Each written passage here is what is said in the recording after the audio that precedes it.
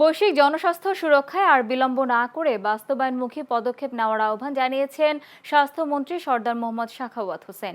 ফ্রান্সের রাজধানী প্যারিসে অনুষ্ঠিত জলবায়ু ও স্বাস্থ্য বিষয়ক উচ্চ পর্যায়ের কৌশলগত সভায় তিনি এ আহ্বান জানান।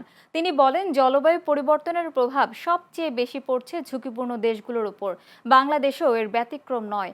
মন্ত্রী বাংলাদেশের উপকূলীয় অঞ্চলে সুপেয় পানির সংকট, জলবায়ুজনিত রোগের বিস্তার এবং স্বাস্থ্য ঝুঁকির বিষয় তুলে ধরে বলেন, এসব চ্যালেঞ্জ মোকাবিলায় আন্তর্জাতিক সম্প্রদায়ের সমন্বিত ও কার্যকর উদ্যোগ প্রয়োজন।